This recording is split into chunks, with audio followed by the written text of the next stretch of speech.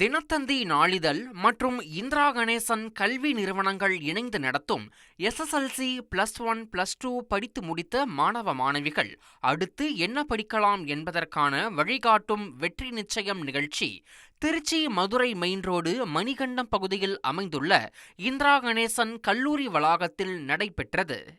படிக்கிறதுக்கு பாதி காரணம் மைண்ட் டைவர்ட் ஆகுறதா. நீங்க பைக்ல போறப்பலாம் அந்த ஹெட்போன் மாட்டிட்டு படிக்கிறீங்க, உங்களுக்கு மற்ற ஸ்டூடெண்ட்ஸ் ஜாலியா இருக்க பார்த்து உங்க மைண்ட் டைவர்ட் ஆகலையா?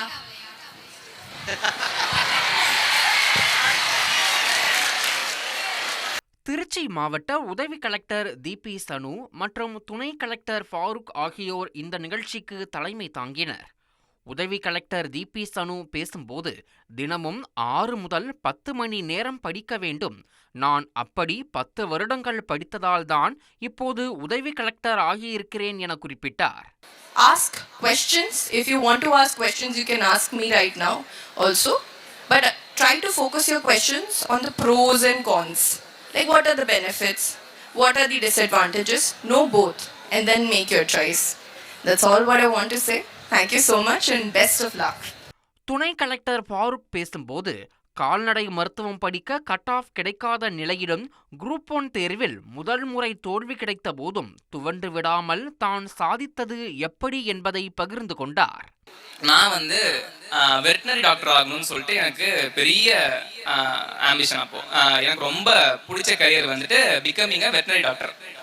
ஸோ நாங்கள் 12th உங்களை மாதிரி தான் எவ்வளோ முடியுமோ முட்டி மோதி பார்த்தேன். அது ஆப்வியஸ்லி வெட்டனரி டாக்டருக்கு தேவையான கட் ஆஃப் எனக்கு கிடைக்கல. என்னுடைய first attempt was utter failure. நான் குரூப் 1 ஃபர்ஸ்ட் டைம் அப்பியர் ஆகிறேன். ஐ ஃபெயில்ட் இந்த எக்ஸாம். தென் இந்த பப்ளிக் ஒர்க்ஸ் டிபார்ட்மெண்ட்டோட எக்ஸ்போஷரை எப்படி நான் எக்ஸாம்ஸில் யூட்டிலைஸ் பண்ணலான்னு சொல்லி ஒரு டிராஃப்ட் பண்ணேன்.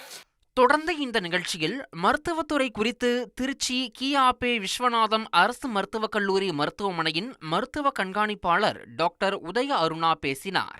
MBBS BDS இந்திய கிடைக்கலன்னா நம்ம மருத்துவம் இல்லைன்னு நினைக்காதீங்க. இதை தவிர துணை மருத்துவம் அப்படிங்கிறது பேச்சுலர் டிகிரிஸ், அதை தவிர டிப்ளமோஸ் பட்டய படிப்பு, அதை தவிர சர்டிபிகேட் கோர்ஸ். இந்த பேச்சுலர் டிகிரியில இப்போ ரொம்ப ரீல்ஸ்ல ஃபேமஸ் ஆயிட்டு இருக்காரு நடிப்பு அரக்கன், கேள்விப்பட்டிருக்கீங்களா? பாருங்க, படிப்பு தெரியுதோ இல்லையோ, அப்ப நம்ம எல்லாம் எதுல ரொம்ப இன்ட்ரெஸ்டா இருக்கோம்? ரீல்ஸ் பாக்குறீங்க. சரி, நான் பின்னால வரேன், இதுக்கு நான் பாயிண்ட் வரேன். சோ தர்பூசணி இல்லையா, வாட்டர்மெலன். பாருங்க, வாட்டர்மெலன் கஷ்டப்பட்டு விவசாயி கூட இவ்வளோ, ஆனா ஒரே நடிப்பு அரக்கன் உங்ககிட்ட என்ன சொல்லிட்டாரு?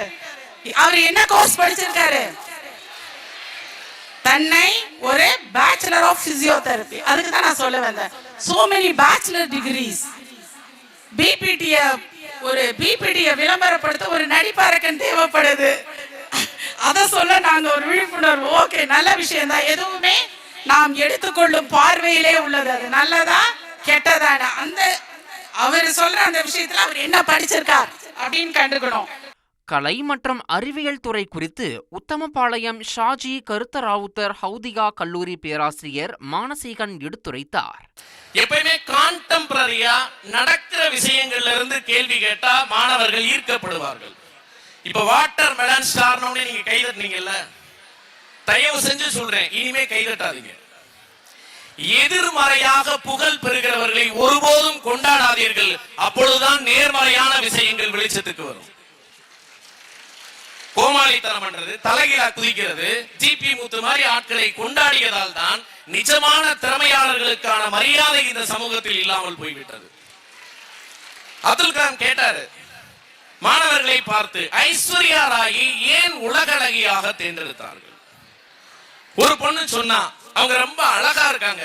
கலாம் கேட்டார், ஏன் உங்க அம்மா அழகா இல்லையா?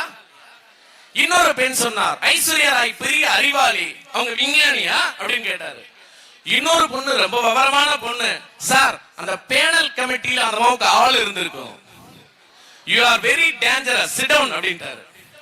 கடைசியா ஒரு பொண்ணு, சார் நான் சொல்லாமா அப்படின்னா, சொல்லுனாரு. இங்க இல்ல அங்க சொல்றேன். மேடைக்கு வந்தா கலாம் அப்படின்னு இருந்தாரு, உங்க மைக்கு கொடுங்க அப்படின்னு கலாம்கிட்ட வாங்கினா, வாங்கிட்டு அப்படி எல்லாரையும் பார்த்து கலாமையும் பார்த்து ஐஸ்வர்யா ராய் ஏன் உலகலையாக தேர்ந்தெடுத்தார்கள் தெரியுமா? எல்லாம் அப்படி பார்த்தாங்க. நான் அந்த போட்டியில் கலந்து கொள்ளவில்லை, அதனால் அவளை தேர்ந்தெடுத்து விட்டார். அது வேணும். ஒன்றோடு ஒரே ஒரு வார்த்தையை சொல்லி விடைபெறுகிறேன்.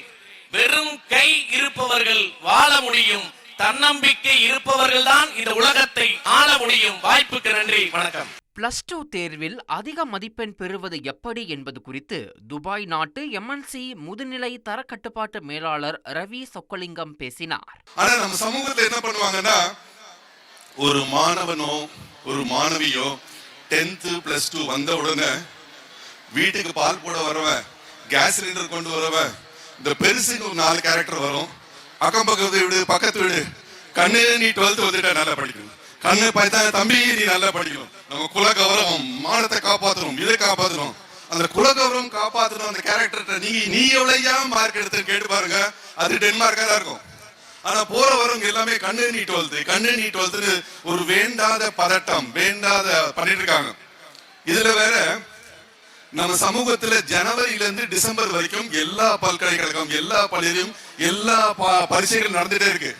ஆனா நம்ம டிவி மட்டும் இன்று முதல் +2 தேர்வு ஆரம்பம், 8 லட்சம் மாணவர்கள் எழுதுகிறார்கள்.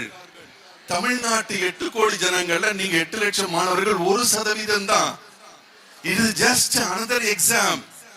அந்த பொது தேர்வுன்னு அது எல்லாத்தையும் வேண்டாத விஷயங்களை காதுல வாங்கவே வாங்காதீங்க. ஊர்ல வழக்கமா ஒண்ணு சொல்லுவாங்க, வேண்டாத விஷயங்களை ஒரு காதுல வாங்கி இன்னொரு காதுல விட்டுருங்க. நான் அதுக்கு ஒத்துக்கவே மாட்டேன்.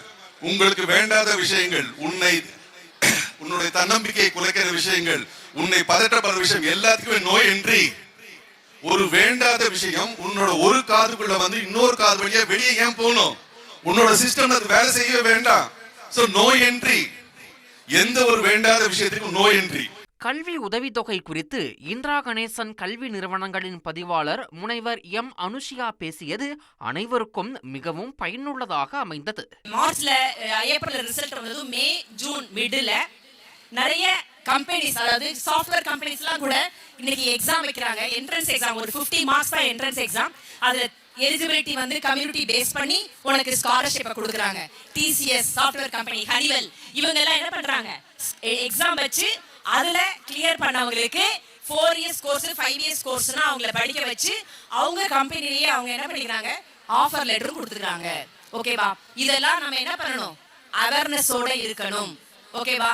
இப்ப எந்த விஷயங்கள் எல்லாமே தெரிஞ்சுதா?